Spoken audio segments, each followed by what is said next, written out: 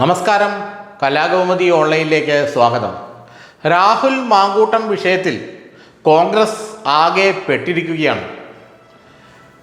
തദ്ദേശ സ്വയംഭരണ സ്ഥാപന തെരഞ്ഞെടുപ്പിലും നിയമസഭാ തെരഞ്ഞെടുപ്പിലും ഉപതെരഞ്ഞെടുപ്പുകളിലെ ആവർത്തനമായിരിക്കുമെന്നും കോൺഗ്രസിനും UDFനും വലിയ മുൻതൂക്കം ഉണ്ടായിരിക്കുമെന്നുമൊക്കെ ഏതാണ്ടൊരു 3 മാസം മുമ്പ് വരെ എല്ലാവരും ഉറപ്പിച്ചു പറഞ്ഞിരുന്നു. പിണറായി ഭരണം മാറാൻ പോവുകയാണെന്നുള്ള സൂചന പോലും നിലമ്പൂർ ഉപതെരഞ്ഞെടുപ്പിന് ശേഷം ഉണ്ടായി. എന്നാൽ പെട്ടെന്നാണ് കാര്യങ്ങളെല്ലാം കീഴ്മേൽ മറിഞ്ഞത്.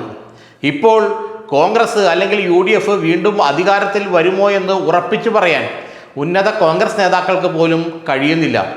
രാഹുൽ മാങ്കൂട്ടത്തിൽ വിഷയവും അതിനുശേഷം സർക്കാർ എടുത്ത ജനക്ഷേമ പരിപാടികളും എന്ന് വെച്ചാൽ ക്ഷേമ പെൻഷനുകൾ വർദ്ധിപ്പിക്കുന്നത് ഉൾപ്പെടെയുള്ള പരിപാടികളും വലിയ തോതിൽ ചില മാറ്റങ്ങൾ ജനങ്ങൾക്കിടയിൽ ഉണ്ടാക്കി എന്നാണ് വിലയിരുത്തൽ.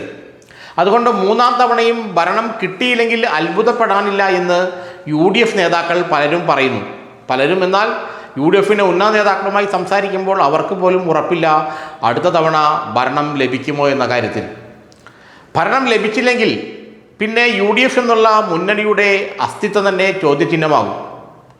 മുസ്ലിം ലീഗ് എന്ത് ചെയ്യുമെന്നാണ് ചോദ്യം കൂടുതലും ഉയർന്നു വരിക.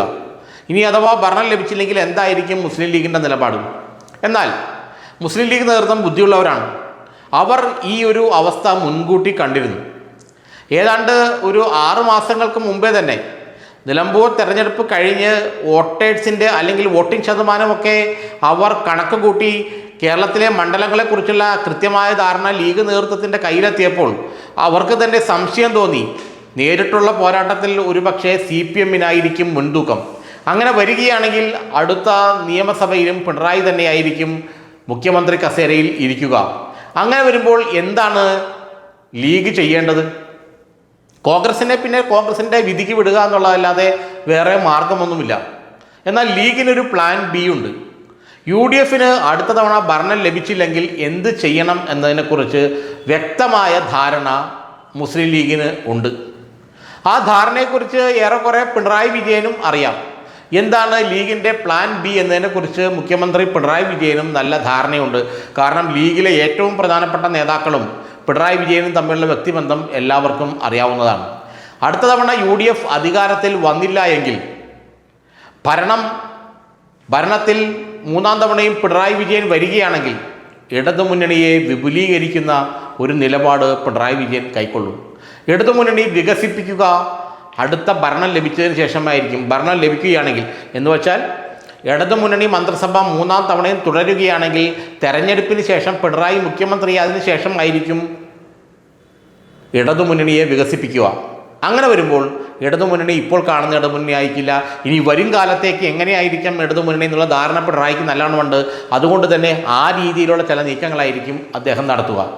അങ്ങനെ വരുമ്പോൾ CPIയെയും മറ്റ് ചെറിയ കക്ഷികളെയും നിലനിർത്തിക്കൊണ്ട് തന്നെ ലീഗിനെ ഇടതുമുന്നണിയിലേക്ക് കൊണ്ടുപോകാനുള്ള ഒരു തന്ത്രം പിണറായി മെനയും.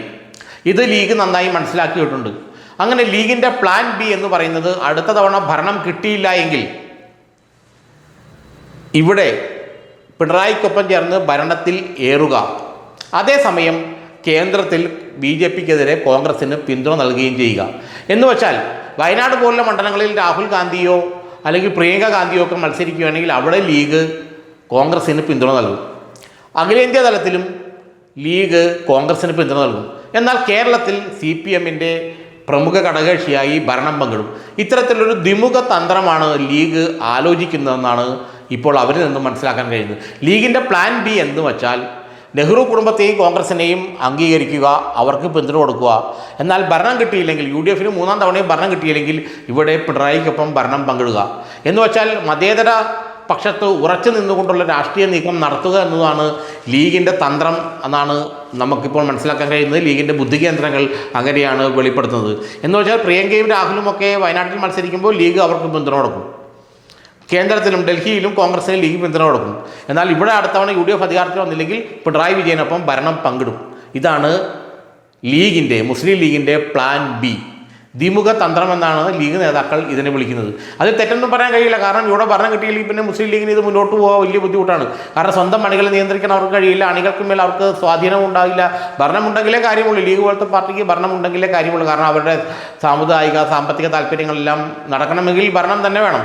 ഇനിയും ക്ഷമിക്കാനും കാത്തിരിക്കാനും ഒന്നും ലീഗിന് വയ്യ. മൂന്നാം തവണയും പ്രതിപക്ഷത്തിരിക്കാനുള്ള വിശാല മനസ്സ് ഇന്നും മുസ്ലിം ലീഗിന് ഇല്ല എന്നാണ് അവരുടെ നേതാക്കൾ തന്നെ പറയുന്നത്. അങ്ങനെ വരുമ്പോൾ ലീഗ് ഈ ഒരു ദ്വിമുഖ തന്ത്രം എടുക്കും. പ്ലാൻ ബി എന്നറിയപ്പെടുന്ന ഈ തന്ത്രം മറ്റൊന്നുമല്ല, ഇവിടെ പിണറായിക്കൊപ്പം ഭരണം പങ്കിടുക, ഡൽഹിയിൽ കോൺഗ്രസിനെ പിന്തുണയ്ക്കുക, രാഹുലോ പ്രിയങ്കയോ വയനാട്ടിൽ നിന്ന് മത്സരിക്കുകയാണെങ്കിൽ അവരെയും പിന്തുണയ്ക്കുക.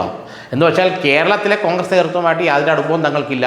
ഞങ്ങൾക്ക് അടുപ്പമുള്ളത് നെഹ്റു കുടുംബവും AICCയുമായിട്ടാണ്. പിന്നെ ഇവിടെ CPMുമായി ഭരണം പങ്കിടുക. അത്തരത്തിലുള്ളൊരു ദ്വിമുഖ തന്ത്രവുമായി ലീഗ് മുന്നോട്ട് പോകുമെന്നാണ് ഇപ്പോൾ മനസ്സിലാക്കാൻ കഴിയുന്നത്. ഇതെല്ലാം 2026 നിയമസഭാ തെരഞ്ഞെടുപ്പ് ഫലത്തെ ആശ്രയിച്ചിരിക്കും.